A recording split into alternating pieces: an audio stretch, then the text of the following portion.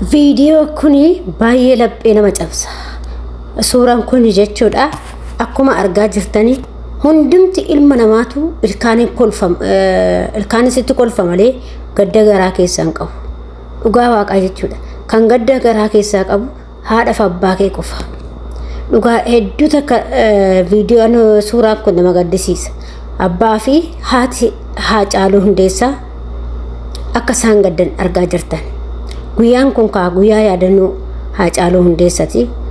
Waggaa 5ffaati. Guyyaa abaaramtu, guyyaa 29 kun guyyaa abaaramtuudha. Juulaayin 29 guyyaa abaaramtu. Guyyaa qaroo keenya itti dhabne, guyyaa ijji keenya nu jaamte, guyyaa goota keenya itti dhabne, guyyaa artistii keenya itti dhabne, guyyaa Haacaaluu jechuun ani beeku maalan jedhee akka isa ibsu hin beeku. Hedduun jaaladha, hedduun bakka isa dinqisiifadha jechuudha. Dhugaa namoota lafa kanarra jiran keessaa dhugaa dubbachuu fi artistoota keessaa an akka isaa dinqisiifadhu tokko hin jiru. Baay'een dinqisiifadha, baay'een jaaladha. Garuu guyyaa abaaramtuutu baacee fudhate jala guyyaa 29 guyyaa abaaramtu. Guyyaan nuti dukkanoofte, guyyaa goota dhabne, guyyaa qaroo nu jaamte, guyyaa waanuma dubbattu si wallaalchisa. Ashamaa akkam jirtu hordoftoota kabajamtoota chaanala kootii kan biyya keessaa kan biyya alaa bakka jirtatti nageenya waaqayyo si hawaayatu. Akkam jirtu ana bulettiin keessa nagaa guutuun qaba galata waaqayyo. Akkasumas immoo isinillee bakka nagaa taata isin jecha egaa ka hordoftoota kee warra chaanala kee afaaraa taata subscribe gochuun maamila keenya ta'e warra taatanis galatoomaa ulfaadhaa. Akkuma suuraa irratti argaa jirtan ka guyyaan kaleessaa guyyaa yaadannoo artistii keenya kabajamaa jaalatamaa waaqayyoon lubbuu isaa jannataan haa qananiisu, lubbuu isaatiif boqonnaa kennu, maatii isaatiifis akkuma amma obsa kenneeftu waaqayyo obsa haa kennuu fi guyyaan kun egaa guyyaa abaaramtuu haacee keenyatti dhabneedha. Akkuma argaa jirtanii kasirratti namaa gaddu haadha manaa isaatii fi haadha isaatii fi abbaa isaa qofaadha. Kuwaan kuwwaara dhufta. Dhugaa dubbachuu jechuudha. Innaa akkuma argaa jirtanii suuraan kun suuraa ijoollee haaceeti. Suuraa ijoollee haacee kana yoo gaafa laaltu dubbii ijoollee haacee laaltu hedduu takka baqa laphee si cabsa. Maaliif daa'ima kanarraa dhabamuun isaa, ijoollee xixiqqishuu bareedduu tanarraa dhabamuun isaa waaqayyoon ija irraa qabee haa guddisuu fi baguma firee sadeen tanaa lafa buufate. Dhugaa rabbi maaliif waa hundumaa caalayyuu firee sadeen isaa baga buufate. Garuu goonni du'een jedhamu bara baraan yaadatama. Nuti si yaadanna, ilmaan keenya si yaadatu. Dhalootatti darba jechuudha seenaan isaa hundumtuuyyuu barreeffamee galmaa'e.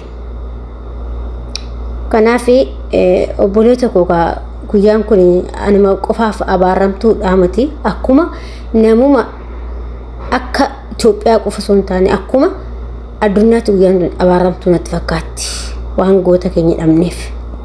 Dhugaa waaqaa jechuudha. Kanaaf guyyaan har'aa guyyaa kaleessaa suni guyyaa yaadannoo Haacaaluu Hundeessaati. Guyyaa hundumaa guyyaa kana yaadanna jechuudha. Akkasuma immoo namoonni beektanii namoonni keessaayyuu ijoolleen social media kuni dhugaa dubbachuuf yeroo tokko Oromoo keenya kana Oromoodhaa waliin jechuu kana hedduu takka nama saalfachiise jechuudha. Kan namoonni nama du'ee boolla keessa jirullee suuraa isaa gaggaragalchee irratti dhiichisu jechuudha. Garuu Haacaaluun sababa Haacaaluun du'eef beekuu qaba. Namni kamiyyuu hundumtu amantaa feete kam keessayyuu jiraadhu sababa inni du'eef qofa beekuu qabda. Haacaaluun nu'iif lubbuu isaa kenne, nu'iif wareegame, Oromoof wareegame dhugaa dubbachuu jechuudha. Nu'iif jecha malee lubbuu yookiin ofii isaatii kophaan hin jiraadha jedheeti miti. Waa'uma nu'ii dubbatee waa'ee Oromummaa keenyaaf osoo falmu osoo dubbatu du'e jechuudha. Goota ija barbadaa. Maaliif kan sodaanne kan ittiin qaanoonne kan bakka sodaa tokko onnee guutuudhaan kan dubbatu jechuudha. Goota gaafa xiiqii isaan arge jechuudha. Kuni kan boqoteef nu'iif malee amantaadhaaf himati. Garuu namoonni amantaadha wal qabsiistanii Haacaaluu arrabsaa jirtanii waaqayyo sinyaa deebisu waaqayyo sinyaa kaffalu kan mana haa caalu seeni mana keessa naasin dhugaa imma haadha haacee immaan abbaa haacee immaan ijoollee isaa immaan haadha manaasaa isin haa gubu qoree ta'e isin haa waraanu dhugaa waaqaa jechuudha nama aarsa waan ijoolleen keenya miidiyaa irratti gochaa jirani hedduu takka lapheessi cabsa artistii keessaayyuu immoo artistii kana hundumtuu namni isa jibbuun jiru jedhee yaada yoo warra soddaa ta'e wani namni tokko namni isa jibba jedhee yaadeen jiru haacee waaqayyoon lubbuu kee mirga qulqullootaa nuuf haa boqochiisu waanuma dubbanni wallaala waa'ee kee narkaa bada waa'ee kee yoo dubbadhu dhugaa rabbii dubbachuuf baay'ee tokko narkaa bada waan isaa yoo dubbadhu jechuudha jannataas yaa qanneessu waaqayyoon maatii keetis yaa guddisu nama guba